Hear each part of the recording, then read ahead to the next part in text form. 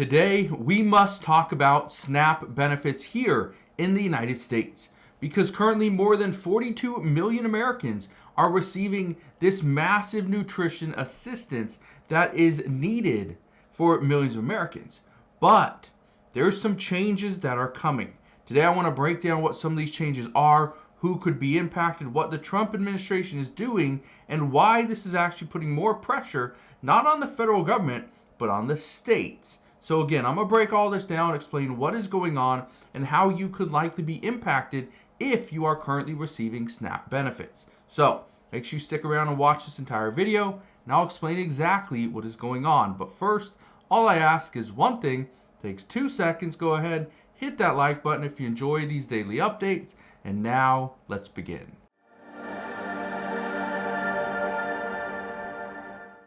So yes, SNAP benefits are about to see some changes. But what do those changes look like? Because we've heard of several different ideas with the Trump administration coming out and saying that we need additional work requirements. That was a big one, and it's still on the table. Another one is let's actually stop SNAP beneficiaries from paying for junk food and sodas and things like that. But some say, well, how far can we go? Can we eliminate all processed foods? Can we only say SNAP benefits is good for whole foods, for fruits and vegetables and meats and things like that? Some say yes, others say no. But here's what's actually going on. Here's the first big change. Look at this one. It says the Trump administration takes action on SNAP benefit records. What does this mean? Well, let's dive into this article really quick. Look at this. It says right here, SNAP nutrition or Supplemental Nutrition Assistance Program or SNAP benefits are paid to low and no income households across the U.S. that would otherwise struggle to afford groceries. Last year, the program reached some 41 million Americans. It says right here, the program is largely funded by the federal government but administered at state and local levels. That's a big key that we're going to get to in a moment. It says right here, Trump's March 20th executive order on stopping waste, fraud, and abuse by eliminating information silos means all government agencies are now required to share all unclassified agency records, data, software systems, and information technology systems with the federal government. Here's what you need to know. It says, according to the press release issued on May 6th, the USDA will now require states to make certain all records associated with SNAP are shared with the federal government. Now, here's where things get interesting. The federal government, specifically the Trump administration, wants to know who is receiving benefits, how much benefits are they getting, and pretty much how long have they been receiving them. That's what they want to know.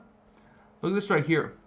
It says in a letter to state agency directors, the USDA's senior policy advisor for integrity, Gina Brand, said states will need to provide the following: records sufficient to identify individuals as applicants for or recipients of SNAP benefits, including but not limited to personally identifiable information in the form of names, dates of birth, personal addresses used, and social security numbers.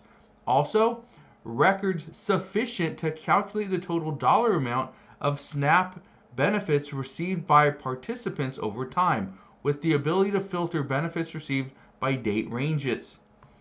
The reason why this is big is because this actually opens up the door for the Trump administration and the Department of Government Efficiency to come in and figure out, is there fraud happening? Are people receiving SNAP benefits when they were making too much money, when they were working for this ex-employer, right? That's what they're going to look for. So, and I understand it. I know this is why a lot of people are a little concerned with the Trump administration asking the Supreme Court to allow them access, or DOJ access to Social Security's database, but this is kind of the direction we're going. The Trump administration wants to crack down on waste, fraud, and abuse. Well, this is one way that they're going to do it, by finding out and getting all the information and then compiling that information and figuring out who actually is stealing from the federal government. Because keep in mind, SNAP benefits are paid for entirely by the federal government. Now, this is the next thing I want to show you. Look at this one. It says moderates fight back as GOP crafts major food assistance changes. Okay, I want to read a little bit of this article to you and some key points here because, like I just said, the entire SNAP program is funded by the federal government. However, administering the program is split between the federal government and the states. Okay, between those two. Well, this is what they're considering. Look at this right here. It says House Republicans are considering proposals to shift a portion of the cost of SNAP benefits to states as they aim to meet cost-saving targets for the House Agriculture Committee's portion of the massive Big Beautiful Bill. It says lawmakers are considering proposals to shift from around 10% up to as much as a quarter of the benefit cost. Yeah, go from 10% to 25%. It says while Trump and top Republicans have said they do not want to see cuts to SNAP benefits, cost sharing would be a major overhaul of the program that opponents argue would strain state budgets and lead them to reduce benefits or eligibility. Here's the reason why the Trump administration wants to put this responsibility on the states. Because states do this as well with Medicaid. But if the Trump administration puts this responsibility on the states, states can better monitor what their citizens need. Do they need more benefits? Do they need less benefits? What exactly do they need? Look here. One person says, this is Van Orden, says, I write today in strong opposition of the reckless proposals under consideration that would impose up to 25% of the Supplemental Nutrition Assistance Program costs to state governments. Instead, Van Orden proposed tying cost sharing to each state's SNAP error rate at the rate at which it overpays SNAP benefits. Republicans on PAN are considering incorporating the error rate into how it calculates cost sharing percentages. Keep in mind, if Republicans do this, there's a very good chance they want more access into SNAP. And so, could this happen? Yes. Will this happen? I don't know. It says those error rates vary greatly from percentages under 5% to up to 20 or 30% range. Van Orden's Wisconsin has an error rate of 4.7%. Some red states have high error rates too. South Carolina's is 20.94, while Florida's is 11.25. Yeah. I want to read you those last couple things right here. It says the House Agriculture Committee is tasked with finding $230 billion in deficit reductions over the course of the next 10 years as it crafts its portion of the Trump priorities bill. It says Republicans on the committee, according to one source, believe they can reach about $150 billion fairly comfortably with less controversial proposals like improving program integrity, such as by tightening work requirements and other measures the committee is considering. So they can get to $150 billion pretty easily. The other $80 billion is going to be a little more difficult.